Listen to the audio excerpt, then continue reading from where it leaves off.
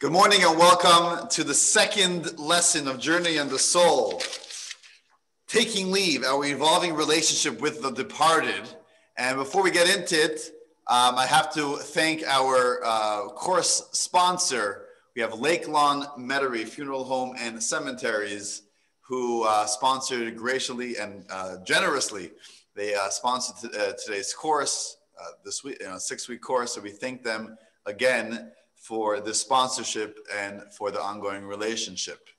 Like they say in Hebrew, Yasher Koach, thank you. And I also, before we get into it, I see that Jan is here from People Program, so I just want to give her a quick few seconds. Where are you, Jan? Let me highlight your video to just give some greetings. We do have, as mentioned last week, some people from the People Program joining us this course, and some people were not able to get on for whatever reason, some glitches in our email, so they were not able to get on last week. So I want to welcome Jan to say just a quick greeting.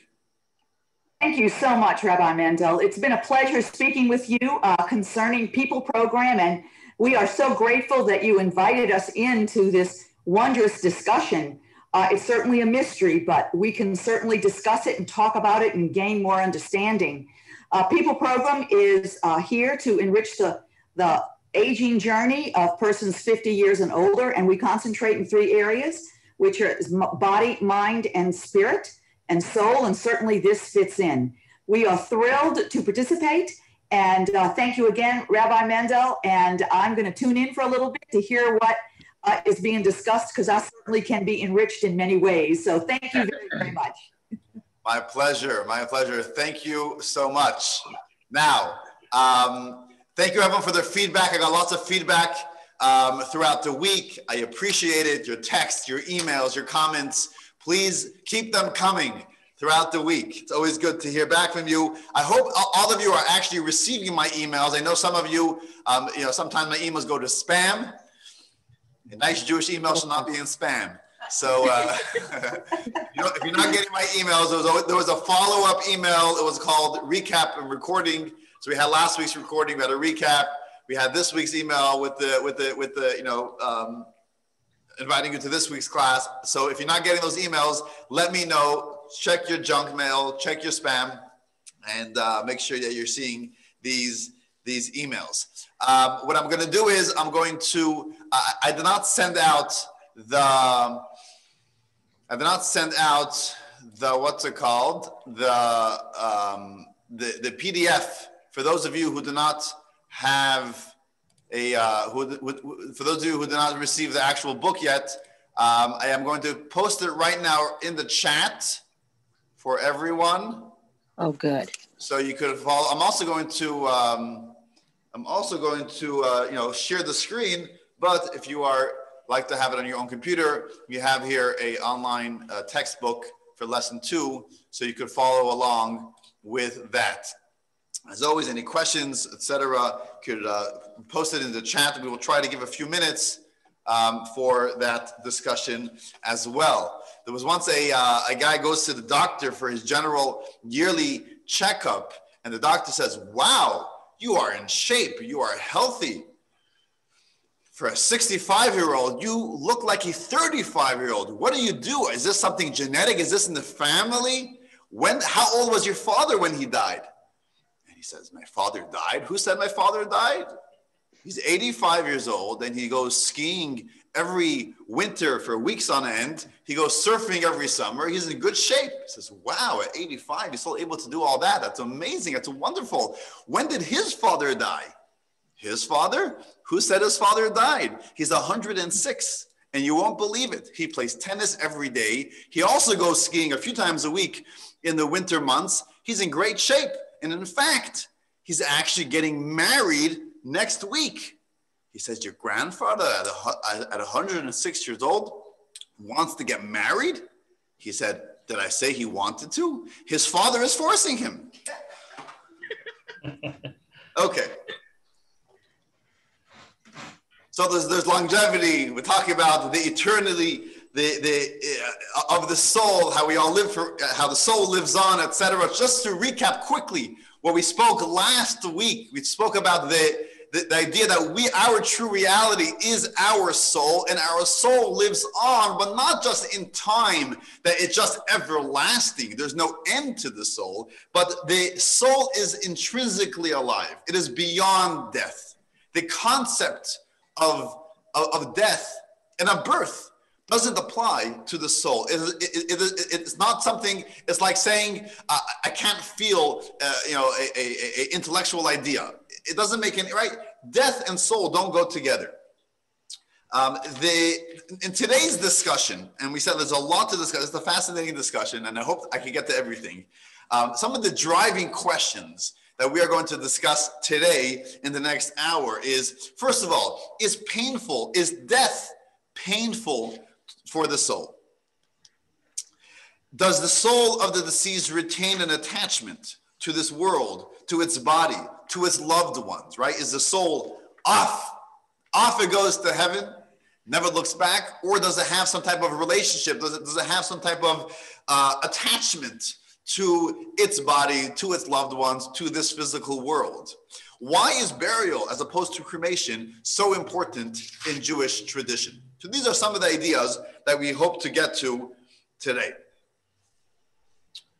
So we said last week that when a person passes away, the soul's departure from the body signals a new beginning. It's the onset of a new phase of the soul's journey. No longer is the soul attached to the foreign world, to the material world. It is free to soar in its native, spiritual, heavenly realms. But what exactly happens? What exactly happens to the soul when it leaves the body? Does the entire soul leave the body?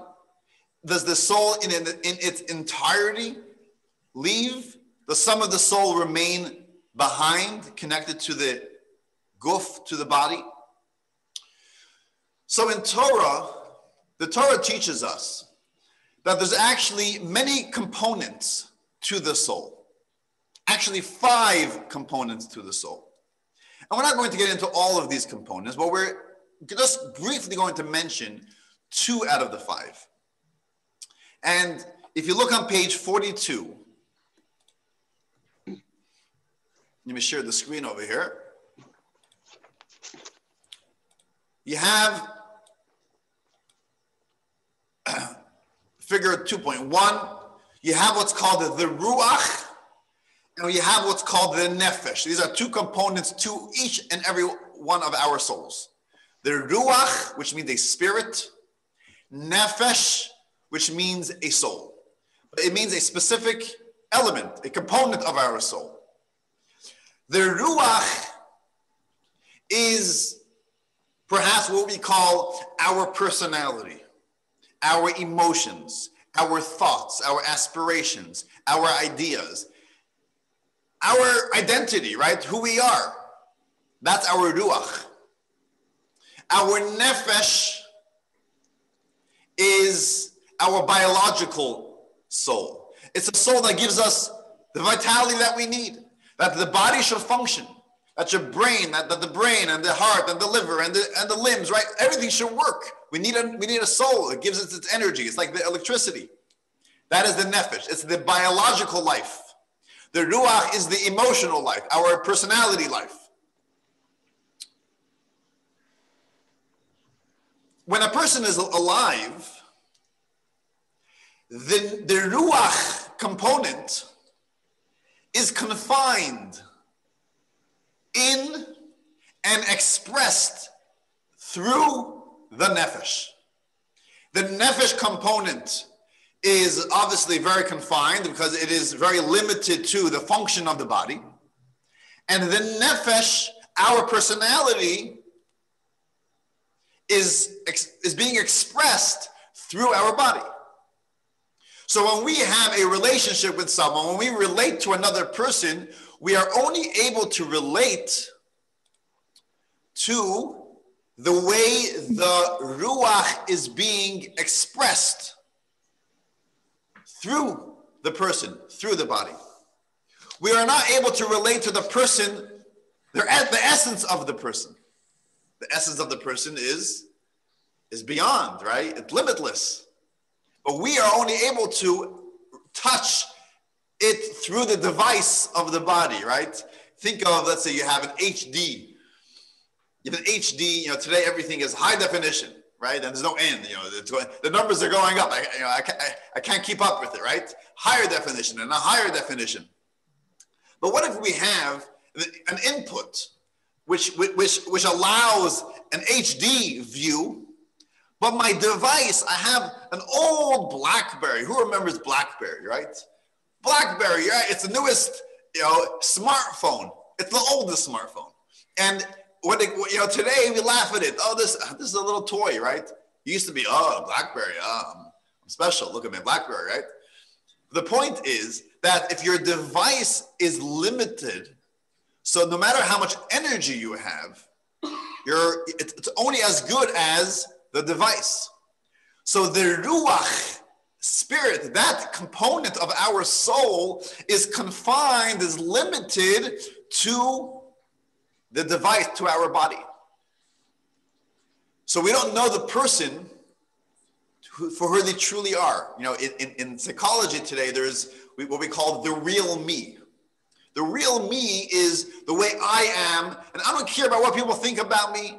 I am just going to act, I'm going to live my life the way I want to live. But this is even taking this a step further, because ultimately the real me is still confined to the way I know myself, the way I know myself through my brain, my heart, through my physical existence. But the true real me is the ruach component of my soul, the way it is out of my body. So after passing, what happens is, when there's a disconnect between the nefesh and the ruach, the nefesh, the biological soul, remains with the body. The ruach component of my soul is unleashed. It soars high. It's fully itself. It's the real self. And where does it go?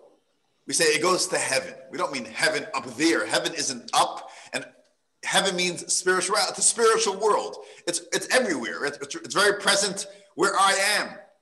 So after a person passes away, what happens is not only does the soul live on, but now the soul is unleashed.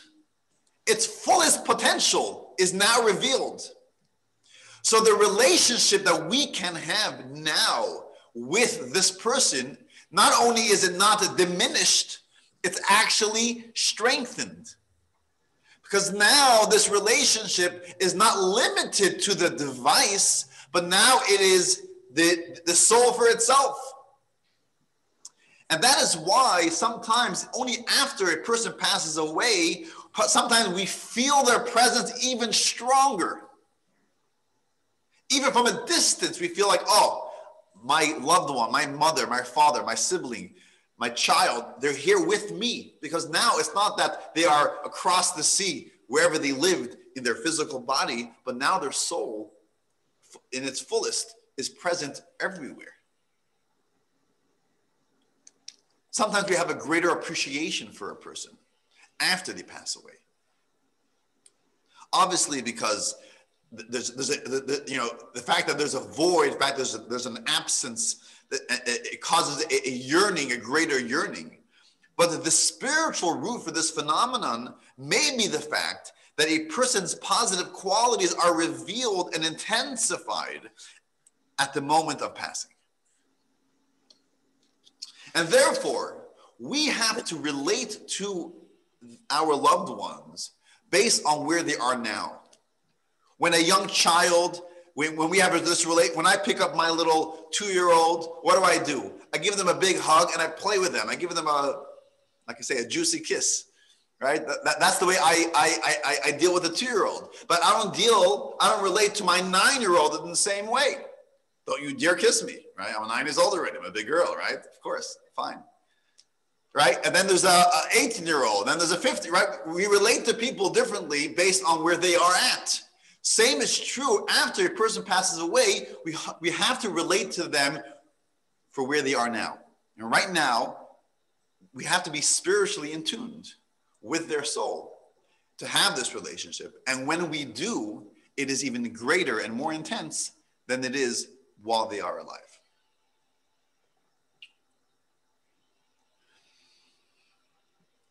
Now, what I want to do now for the rest of this discussion, I want to discuss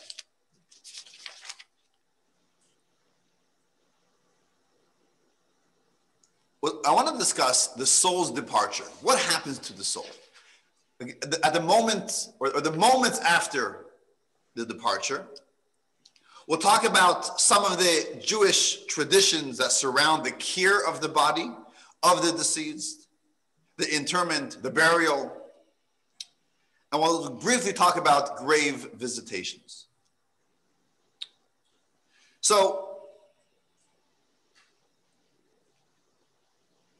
is passing a joy for the body, for the soul, right? Is it like, oh, finally, I'm out of my confinement. Finally, I'm limitless. I could soar high. I was a bird in a cage, and now I could just fly wherever I want, right? Sounds good. But as we briefly mentioned last week,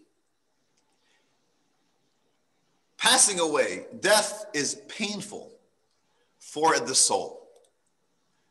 If you look on page 47, text number 2.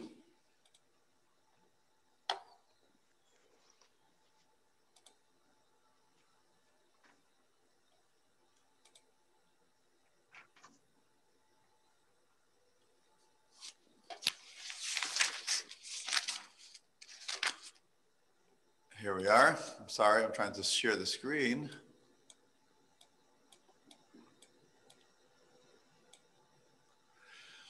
So what does it say in text number 2? Text number 2 is from the Zohar, from Kabbalah, and it tells us a little bit about the soul.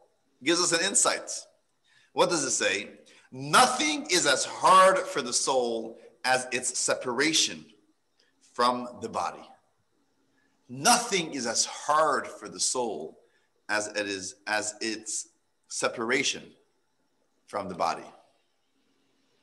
It's not easy. It's not easy for the soul. Yes, it's being unleashed, but it's painful for the soul. Why? I'll throw out 3 reasons. And some of it we mentioned last week as well. Reason number 1, we know the importance of living life down here. And the soul recognizes that.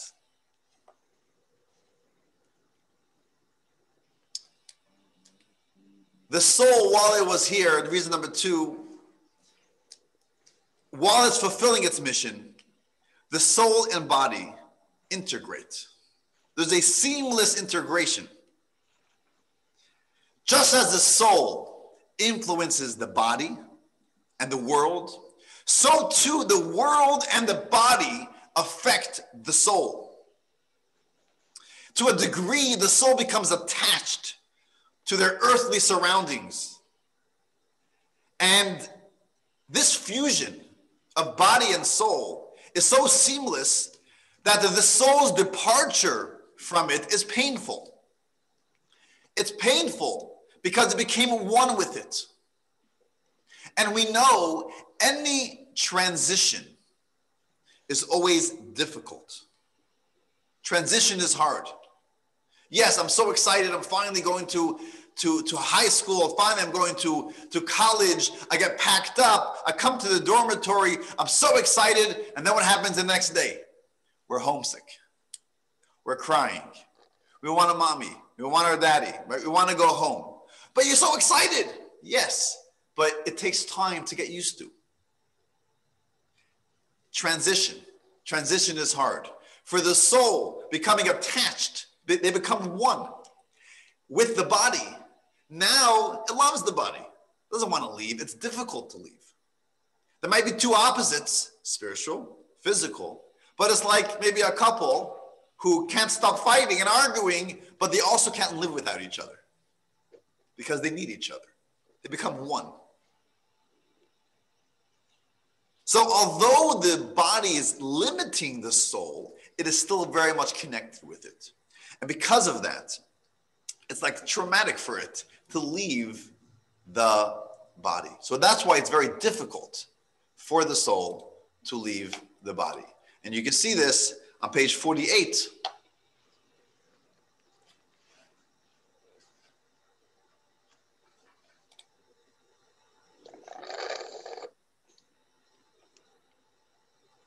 Here we go.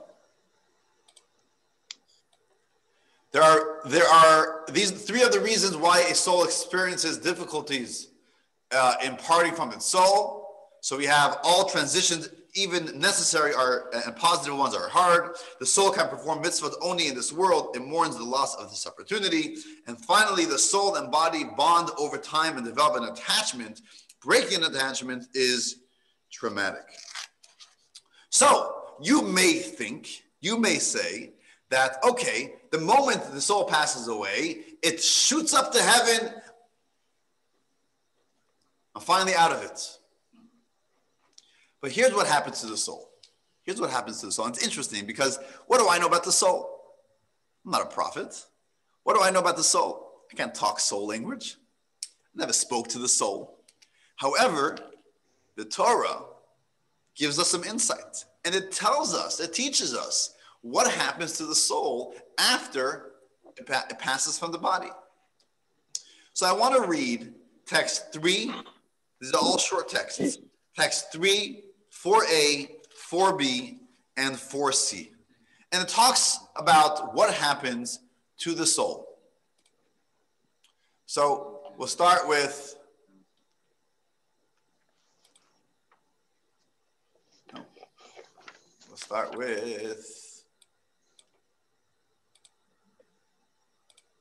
where are we? Here. 49. Text 3. Text 3 is from the Jerusalem Talmud. And it tells us as follows. For 3 days, the soul hovers over the body, thinking that it can return to it. After 3 days, when it sees that the body's face has changed, it leaves the body and departs. Okay. Then we have text 4a. And this is from the Zohar. The Zohar teaches us, for 7 days, the soul goes from the house where it lived to the grave, and from the grave back to the house, and it mourns its body. And 7 days, after 7 days, the body is subjected to its fate, and the soul ascends to its place. Okay, let's move on to 4b, which is also a continuation from that same passage of the Zohar. For 30 days, the soul and the body are judged as one, and thus the soul is located down here on earth. After that, the soul ascends while the body erodes in the earth. And finally, we have text 4c, should be the next page over here. And this is from Maimonides. This is from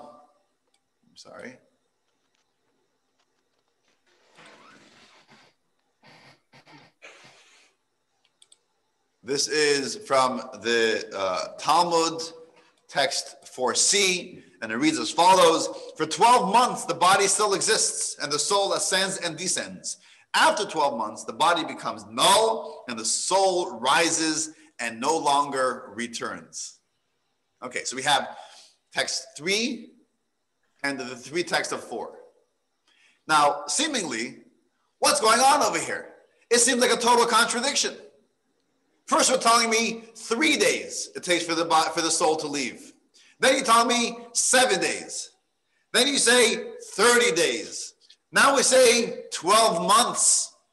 When does the soul ascend to heaven? Is it after 3 days? Is it after 7 days? Is it after 30 days? Is it after 12 months? And what's the answer? The answer is that, like we said, transitions take time. It's difficult, it is hard, it is painful. And that's why it comes in stages. The soul doesn't leave the body at once and go up to heaven. It goes in stages. There's a 3-day stage. For the first 3 days, the soul is very much connected to the body. Then there's a 7-day stage. Then there's a 30-day stage. Then there's a 12-month stage. Only after 12 months do you make that full transition. It's hard. It's difficult. The soul loves its body. It's very much attached to its body. It's very much attached to the life it lived here on planet Earth, to its home, to its friends, to its relatives, to its loved ones. It's very much connected to it. Yes, it soars high. Yes, now it's back home. Yes, now it's truly in its native home where it's, spirituality, godliness. This is really what it enjoys. Yes, that is true. At the same time, it lived a life here and it became attached to the body, and transitions are difficult. So that's why there is these stages of the transition. Now, what I find fascinating is that in Jewish tradition, when we mourn, when we grieve the passing of a person, the passing of a soul, we find that it mirrors these 4 stages. We see that in text number 5. Text 5. Is it all right to ask a question? In a moment. Give me a moment, Michael. Text number 5 from Maimonides. Maimonides writes, for 12 months, the soul Maimonides writes, text 5, mourners observe 3 days of weeping, 7 days of eulogies, and for 30 days, restrictions on haircuts and wearing freshly ironed clothing, marrying, joining in celebration of friends, and traveling on business. So what do we see from here? We see in text 6 as well, there's a 12-month period as well of mourning. But the point is, and we'll talk about the actual customs of mourning in other lessons, but the point over here is that we see clearly that the way we mourn, it reflects what's happening to the soul at that period. So the most intense mourning happens over the first 3 days, where there's a lot of crying and weeping. There's a little less intense mourning for up to 7 days, and even less over 30 days, and even less over 12 months. Why? Because when we mourn, we are actually mourning not only for the deceased, but we're also mourning with the deceased, right? Together with it. We're feeling its transitions. We're feeling its pain while it is transitioning to its new place, to its new home. And that is why we find a fascinating law, and we'll take questions after this, Michael. We find a very interesting halakha, interesting law in Jewish law. What happens?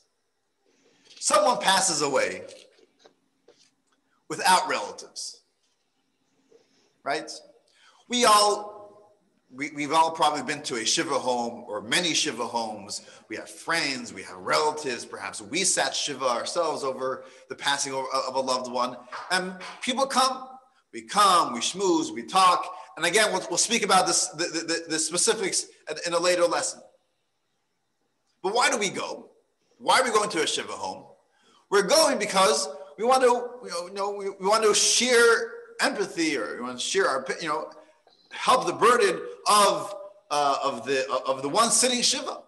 Someone that just lost a parent. It's obviously very difficult for them. We want to be there for them, show them support, right? They're going through a difficult time. We're sitting with them and we're trying to console them, comfort them. Just the fact that we have people coming to us and visiting us while we're going through this pain, while we're sitting Shiva, it's comforting.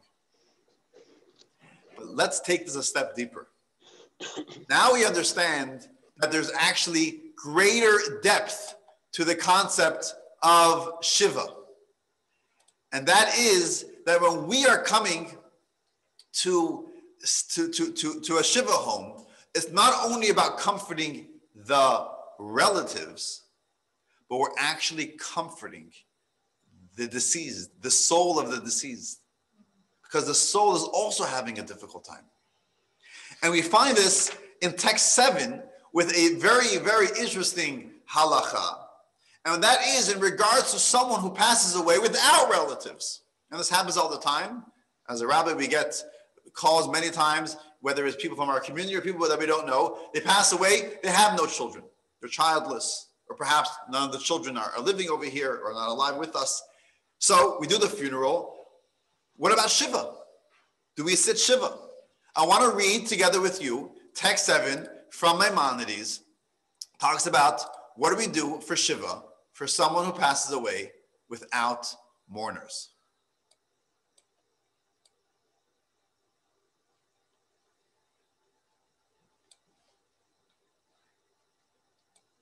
We are text, I'm sorry. Still figuring out this sharing thing over here. We're at text 7. This is actually from the Talmud, not Maimonides, I'm sorry, the Talmud. Okay, here we go. If a person dies and leaves no next of kin to be comforted, what do we do? 10 people should go and sit in the deceased home. A man died in Rabbi Yehuda's neighborhood.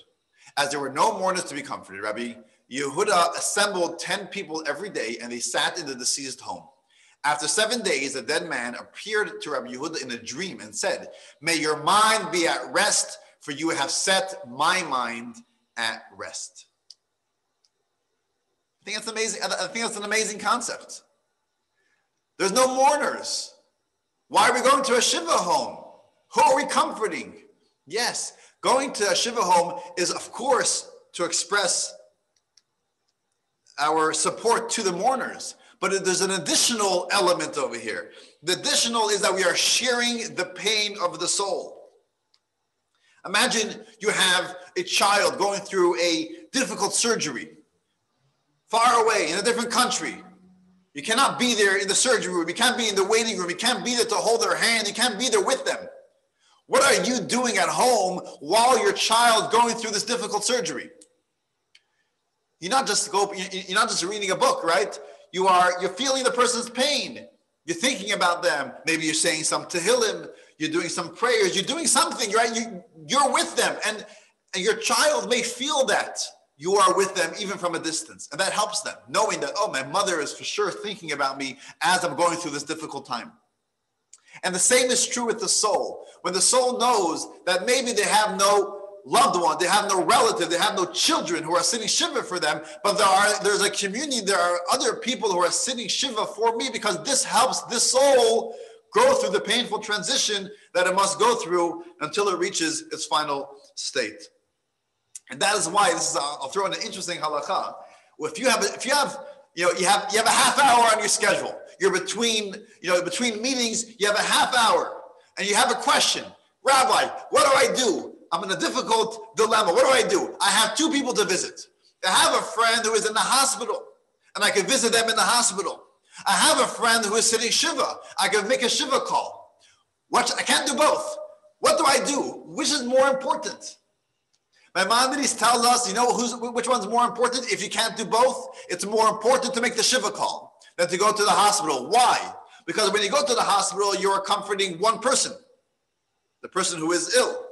When you go into a Shiva call, you're comforting 2 people, the person who is sitting Shiva and the soul of the deceased.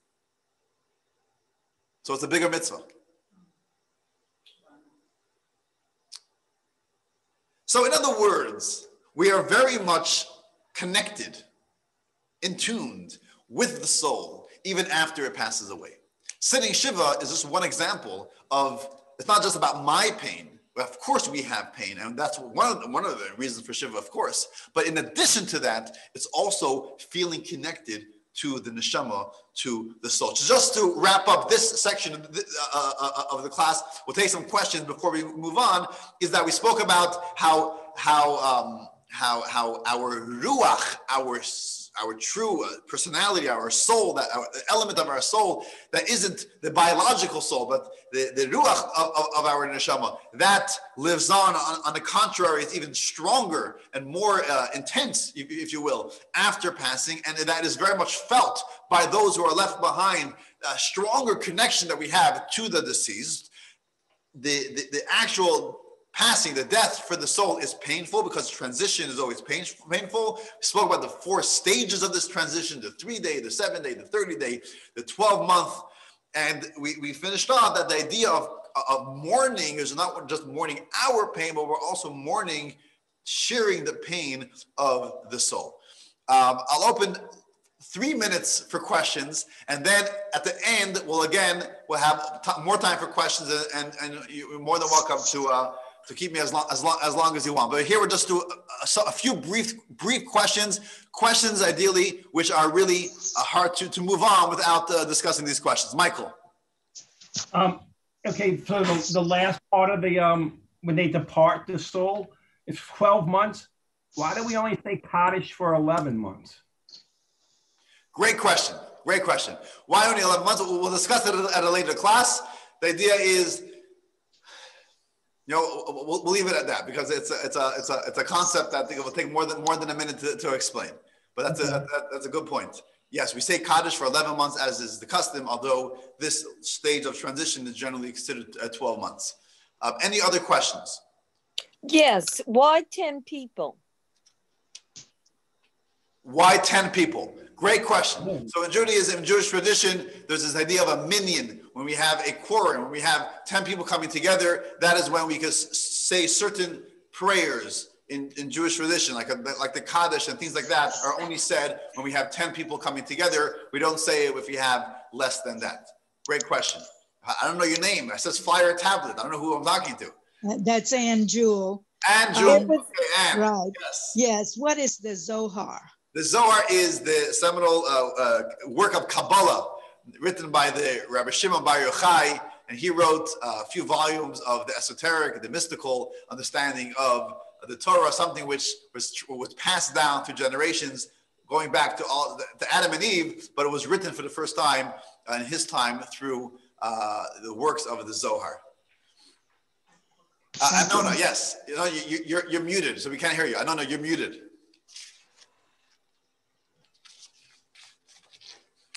Better?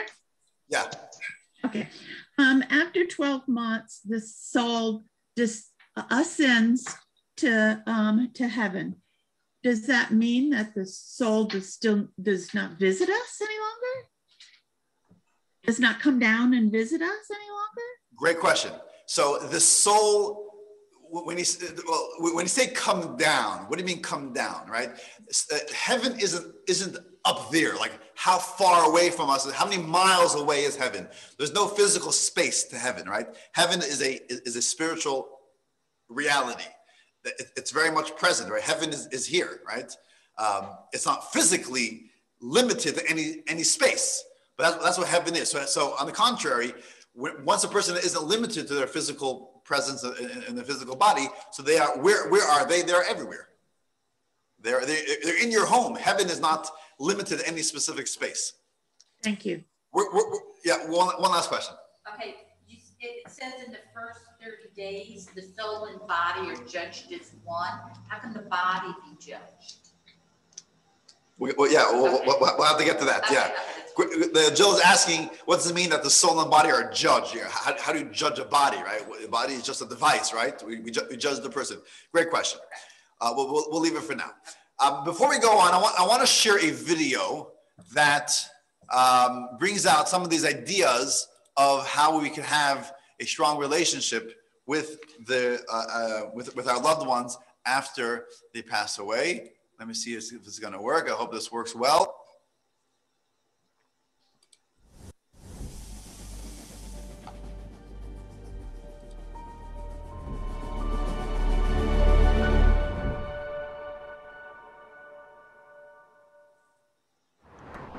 How many passes does the team in white make? Go!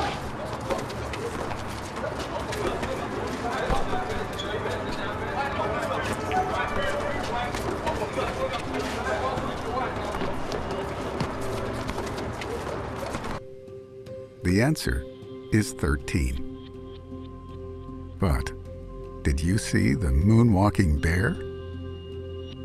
No.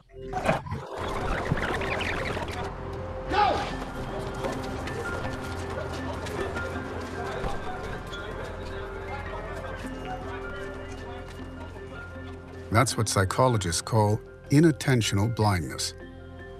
And no, it is not a condition to be concerned about. In fact, life would be impossible without it. Let me explain. As powerful as the human brain may be, it is easily overwhelmed by the sheer onslaught of observation, calculation, sight, sound, and signals that envelop our every waking hour. The brain cannot permit itself to register and record each image and movement, every message and stimulation. Instead, our brains and nervous systems aggressively filter and limit our intake to manageable levels. The result? We notice a fraction and ignore the fullness and remember far less. Often, we purposely engage in what cognitive neuroscientists call selective attention, like focusing on a dinner partner in a crowded restaurant while tuning out all other conversations in the room.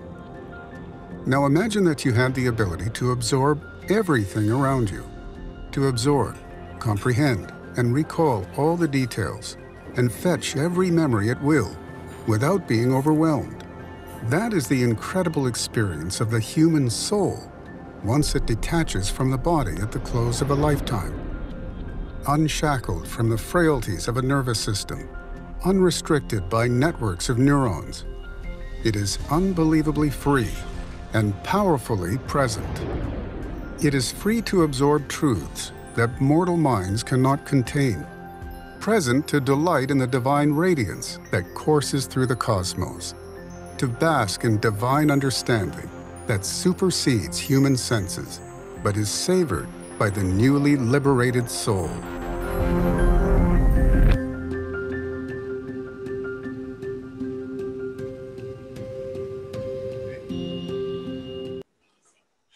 Okay, I want to move on now to the next part of today's discussion. And again, if you have any questions, please, at the end, I'm here for as long as you keep me, so. Okay.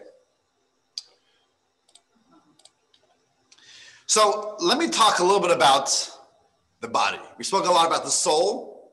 Let's talk about the body. How do we deal with the body? Burial, etc.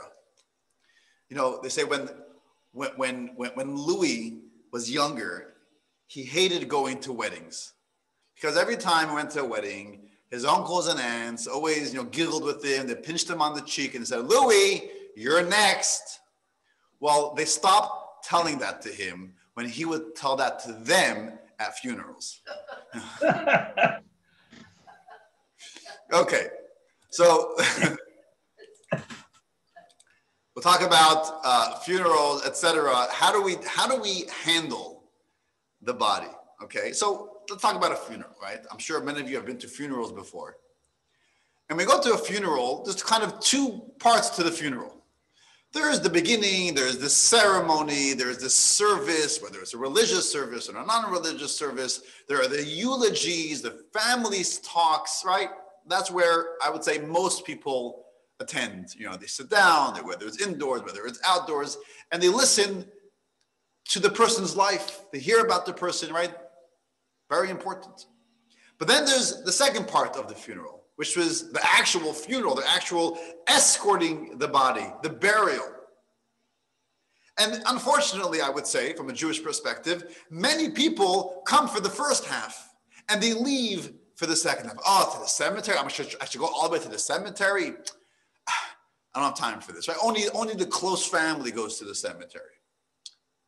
In Hebrew, the word for funeral is halavaya, or some people say levaya, which means the translation of the word is to escort the person, to escort the body. So at least we should be escorting the coffin, the casket to the hearse. In Judaism, what's more important is escorting the body than sitting through the eulogies. We sit through the eulogies, we're hearing about the soul of the person. But then there is dealing with the actual body. And in Judaism, that is perhaps even more important. That is the main mitzvah. If you say, did I do the mitzvah of a funeral? Did I partake in the mitzvah of a funeral? If I sat through the eulogies, I have not partaken in that mitzvah. If I took 5 seconds and I escorted the casket to the hearse, or if I even went to the cemetery, that is the mitzvah of a funeral. There's an interesting halacha that sheds light and tells us a little bit about the holiness of the body. And that is that when someone is there, when someone passes away, and we'll talk about this in future lessons, how this is not a custom today, but initially this was the custom, a Jewish custom, that we tear our garment, not at the funeral, but at the moment of passing. You're in the room, you're in the hospital room, you're at home, and someone passes away, you tear your garments. Why? So the Talmud tells us, because the passing of a person is likened to the burning of a Torah scroll. Now, a Torah scroll is perhaps the holiest object, the holiest artifact in Judaism. Now, what is a Torah scroll? What is it made out of? A Torah scroll is made out of parchment. What's parchment made out of? Hide from an animal.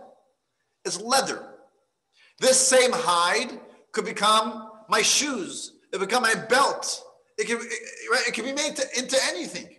Are they holy? Of course not. We take the same material, we make it into parchment, we write the Torah on it, and now, not only isn't it mundane like shoes, it is the holiest object in Judaism. We have a special ark where we keep the Torah. When we take the Torah, we hold it, we stand, we kiss it, we dance with it, right? It's something holy. Who would dare burn a Torah? We know what happened during the Holocaust or other times. The worst thing you do to a Jewish community is burn their Torah. Besides the financial, obviously, value to it, but it's the holiness of it. It's a Torah scroll. I'll throw in a quick story. My grandfather, when he was in communist Russia, he was once arrested because he was studying Torah. Long story, but at one point, he was in an orphanage, and he was secretly reading some Tehillim. He had a small little book of Tehillim, and he was reading, and suddenly an officer came by and saw what he was doing, and he took the Tehillim, the book of Psalms, and he gave him a whack over his face. He literally knocked him out. But while he was doing that, he started tearing the Tehillim, the pages of Tehillim. And my grandfather later told over that, the smack, obviously, it was painful. It obviously hurt him. But watching him tear the Tehillim was even more painful. Because it's holy. What is it? There's two parts to it. There is the parchment, and then there is the words of the Torah. Parchment itself is not holy. The words of the Torah cannot be words if you can't write it. So what do? You take the words, the spirit, you put it on the parchment, and now the parchment is holy. And you won't dare disrespect the parchment. What happens if some of the words get erased? What happens if it becomes invalid? They become non-kosher for whatever reason. How do we treat it? What did Beth Israel, for the locals over here, what did Beth Israel do after Katrina when they had Torah scrolls that were invalid? They buried 7 of them. We buried them. Why do we bury them? All it is a piece of parchment. It's not kosher anymore. We can't use it. It lost perhaps its holiness, and the answer is no, it did not lose its holiness. Why? Because it was a Torah. Once the spirit, the energy, the godly energy, the holiness of the Torah scroll manifests itself in this parchment, now it's there. The parchment becomes holy. And therefore, we liken the passing of a person to the burning of a Torah scroll, because that's exactly the same thing. The body is flesh and blood. It's bones. What is it? But it has a soul. And because it has a soul, therefore, the body becomes holy. And that's why we tear our clothing, because it's painful. But at the same time, it gives us some insight to how we treat the body.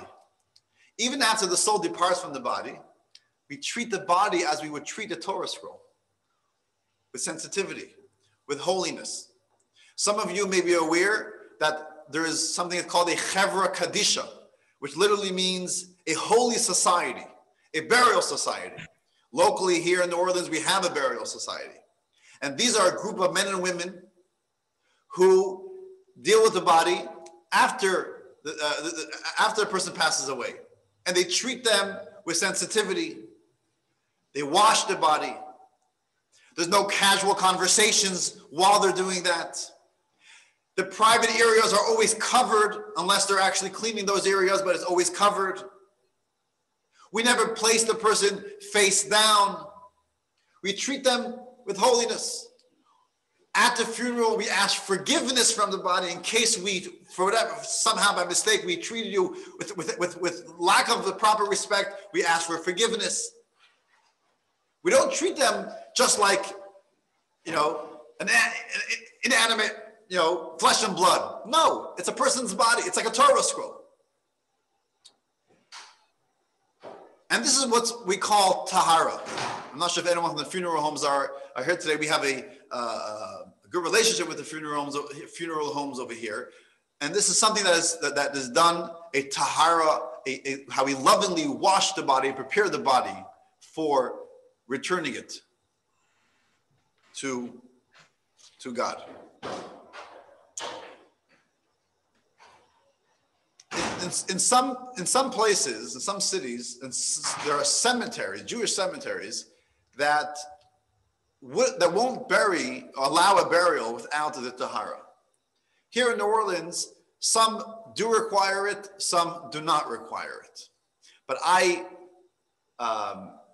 suggest that any person, whether it's for yourselves, for your parents, or for anyone, have it written down. Let your rabbi know, let your loved ones know that this is what you want. Because even if you're being buried if this person is being buried in a cemetery that does not require it, but you want to make sure that the funeral home knows that this is what a person wants, to have this tahara, to prepare the body as lovingly as it is in Jewish tradition.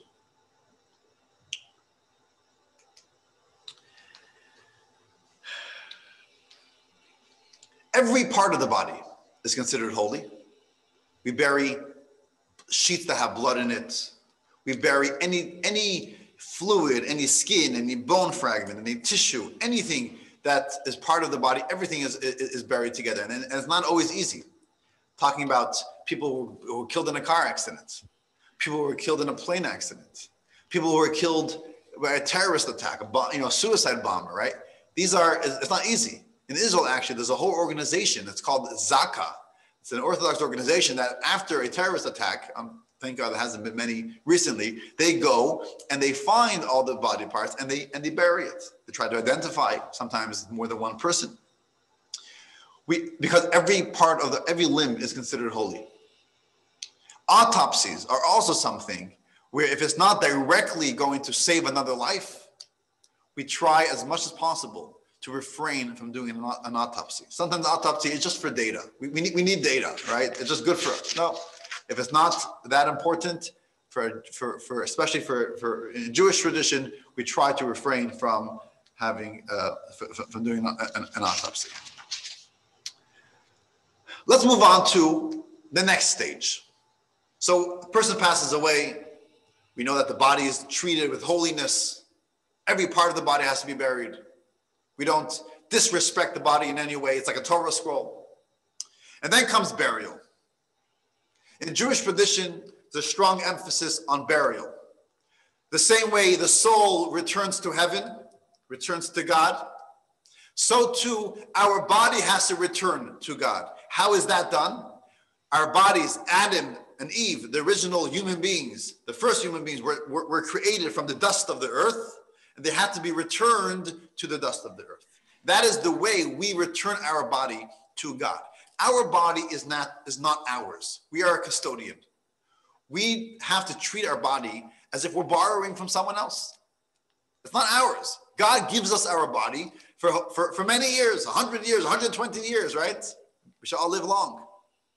But it's not ours. We have to treat it properly. And after a person passes away, we have to return the body. It's not mine. I had it for a while. Now I got to give it back. How do I give it back? I bury it.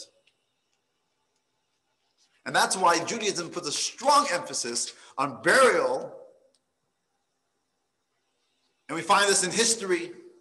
We find Sarah was buried, Abraham buried Sarah, Abraham himself was buried, Rachel was buried, Jacob was buried, Joseph was buried, Moshe, right? We find so many times in the Torah how we buried our loved ones. Unfortunately, the Jewish tradition of burial is seriously threatened by the prevailing popularity of cremation. And I have to speak about this just for a brief moment, what Judaism thinks about cremation. The number of cremations in North America has increased dramatically in recent years. In 2015, according to the NFDA, the National Funeral Directors Association, for the first time ever in 2015, the rate of cremations exceeded the burials. More people, 53%, 51% of people were being cremated and not buried. And the number are steadily rising.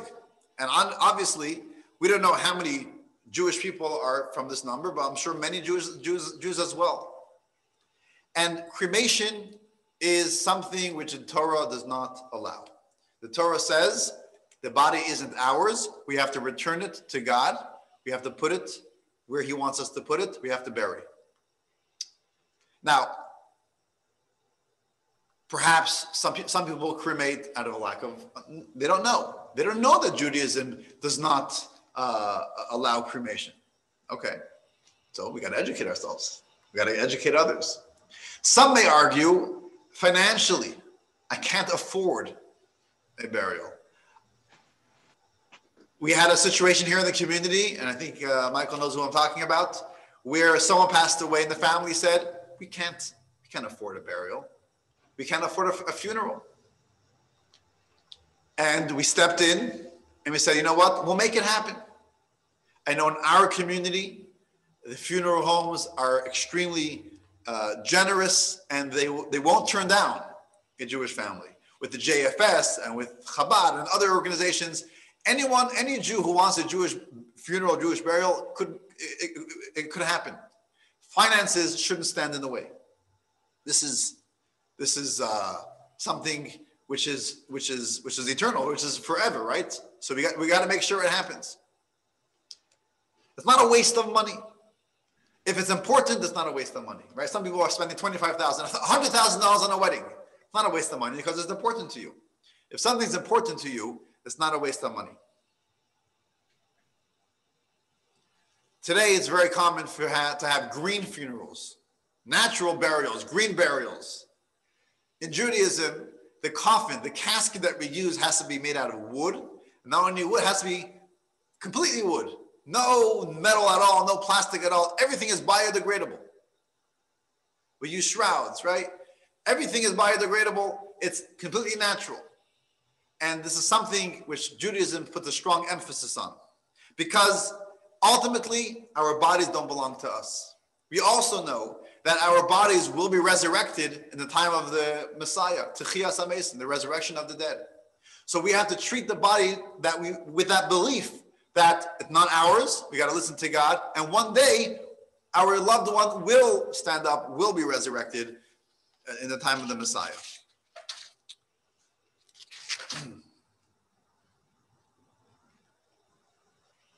Some may argue that, what do you mean? This was in their will. This was their will. This is what they wanted. And here Judaism takes a very drastic step. And although generally we say it's a mitzvah to implement the will, the expression, the wishes of the deceased, in one area we make an exception. And the one area is where someone asked not to be buried, but to be cremated. That is one area where Judaism says till here. We have no right to cremate a body that isn't ours. Imagine someone says, before I pass away, please burn down. You know that neighbor, right? The one that we have issues with. Burn down his house. This is my last will and testament, right? What will we say? We don't have the right. I'm happy to fulfill your will, but your wish, but we don't have the right. It's not ours. The Torah says this is the approach we take to cremation as well. It's not ours. You don't own your body. I don't own my body. No one owns the body. It's God's. So we don't have a right to do anything to it other than what God wants us to do. And that is why if someone comes to me and says, my dad, my granddad told me we should cremate him, I would say, first of all, from a Jewish standpoint, it is forbidden. We cannot impose our beliefs on others. So the deceased beliefs are being imposed on their loved ones. And also we say that I am confident, and I say this as a rabbi, I'm confident that now that your loved one is up in heaven, they see what God truly wants, and that is that the body should be buried as God states clearly in the Torah. Now, I know that some of us perhaps have cremated our loved ones.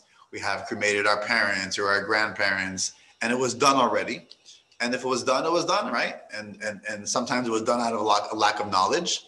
And everyone will stand up, will be resurrected, and everyone has a portion in the world to come. But going forward, it's important to educate ourselves in understanding what is the Jewish take, the Jewish view on cremation. We have a strong emphasis on burial, and we're kind of going over time, but I am going to post in the chat a story that happened with me personally about maybe a year and a half ago, how a woman here in the community asked me to be there to take care of their burial. And for whatever reason, she was about to be cremated. And at the last moment, we were able to save her and give her a proper burial. I'll post a link. It was printed in an article in the paper. So I could post it so you can read it in your own time. So that is the importance of burial. Now, just to conclude the last idea that I want to mention is the idea of grave visitation. The idea of grave visitation is, as we mentioned, we'll answer questions in a moment. The idea of grave visitation is that, as we mentioned in the beginning of today's discussion, the nefesh, the component of the nefesh, still remains with the body. And that is why,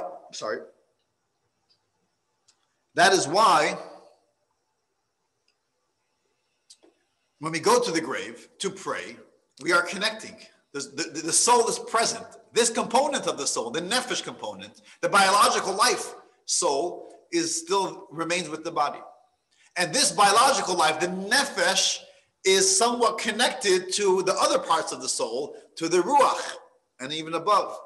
So when we go to a grave site and we pray, we're asking the nefesh component to use its connection with a ruach, which is up above, and to ask for whatever, plead up and high from God for whatever we are praying for. So there is this relationship even at the grave site as well. And that is why it is our custom that we do go to grave sites and pray, whether it's on the day of passing or whenever it is, because there is still a very part of the neshama, part of the soul is still very much connected with the body. So that's why in Jewish tradition, we do pray at grave sites. We go there before high holidays. We go there on the day of passing. We go there whenever we need inspiration, because it is the time where we could connect with the soul of the deceased. I want to conclude with text 18. Text 18 is a little bit of a longer text. It's a beautiful letter that was written by the Rabbi Schneerson, by the Rebbe, to a young woman. It was in 1958, Mrs. Chana Sharfstein, who in the 5-year period, she lost her father, mother, and mother-in-law.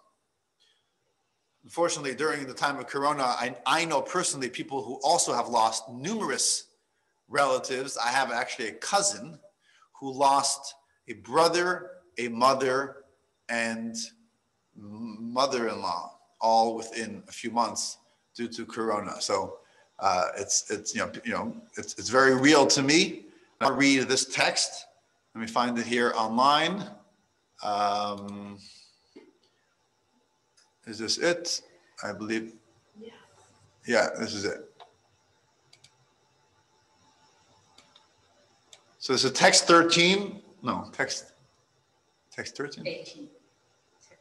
Text 18. It's hard to see over here. Okay, text 18 on page 68. Blessing and greeting.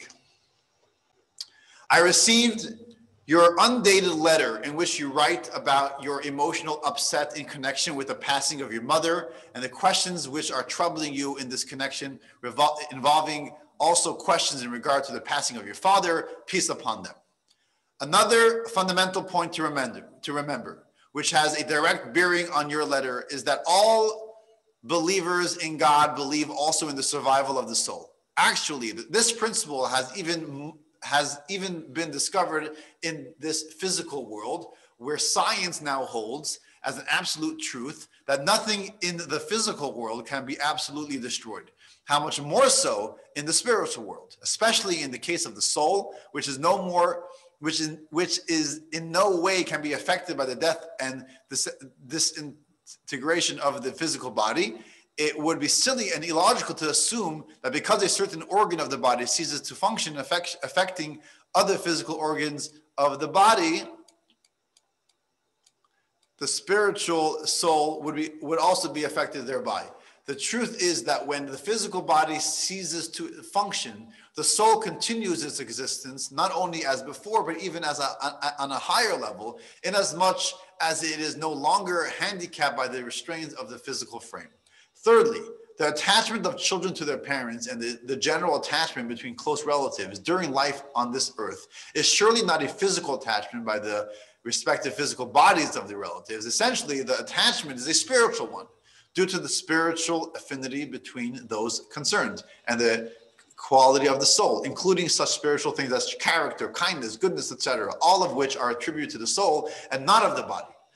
Therefore, also, every action on the part of a person in relation to a beloved person and the desire to benefit that person is not directed towards pleasing his physical body, his bones and tissue, for it is the spiritual pleasure that one is concerned with. In view of the above, it is clear that even after the physical body has disintegrated and disappeared from view, it is still possible to bring joy and benefit to the soul, which, as noted above, not only survives, but does so on a higher level. And all the things which had previously brought joy and pleasure to one's parents will continue to do so even after they are physically no longer here.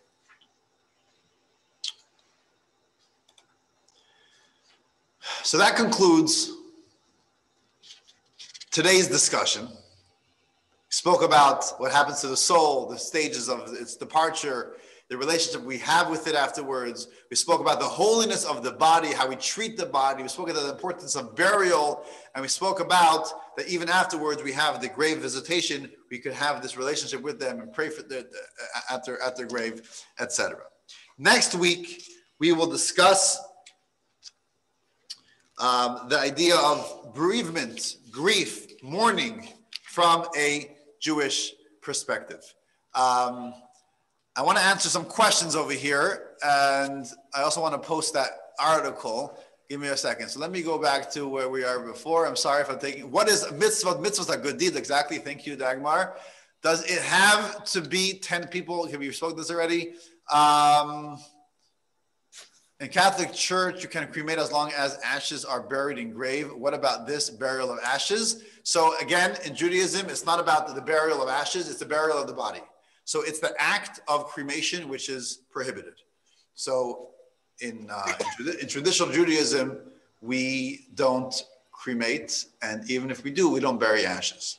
What is Judaism's view on organ donation? That's a great question, Dorothy. And in fact, we can spend 6 weeks just on that, as we have done in the past. We once gave a course called medical forgot what it's called, but it was on this exact topic of organ donations. Generally, the answer is as follows. Organ donations, obviously, a beautiful thing. It is allowed with two conditions, which are not always easily met. Condition number one is that the person, the donor, has to be completely dead, meaning there's no heartbeat. Even if a person is clinically dead, there's no, the person's brain dead, and there is no hope. Perhaps the person will pass away in a few minutes. According to Judaism, we are not allowed to end a person's life even a few minutes early. And therefore, many of the organs that are needed to be donated have to be taken from the person while they are still breathing. And that is problematic according to Jewish law. Again, I'm simplifying things. It's nuanced, and every case is different, but this is the general principle, the general ideas. Second idea is, it is only allowed to be done if there is a direct, safe, if it's directly saving another person's life. If it is only for science or for overall, it's going to help, that is not allowed. If we know for sure that this person, if they take this organ and you implant it into another person, it's going to save their life, then there is then it should be allowed. This is totally oversimplifying it. Very nuanced. Every specific case should be spoken to a rabbi to be discussed and see if and how it is allowed. Can we take someone's organ? Are we allowed Yes. to take? Yes. Same thing applies for research, for science research. Exactly the same thing. If it's going to directly save a person's life, then it is allowed. Kathleen, we can't hear you.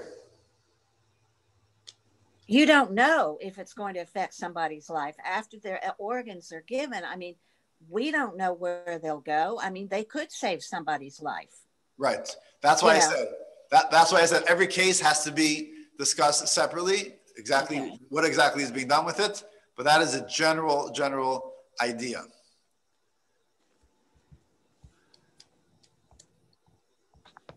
Any other questions? What about hospice? When a person is becoming close to death, is hospice okay? For sure. Yeah. Okay. Hospice is okay. Hospice, we do hospice all the time if it's needed. As long as we are not causing a person's death to happen earlier, directly, then it's allowed. I mean, hospice is done all the time in Jewish community. Yeah. Very good. Very good. Okay, thank you. I'm going to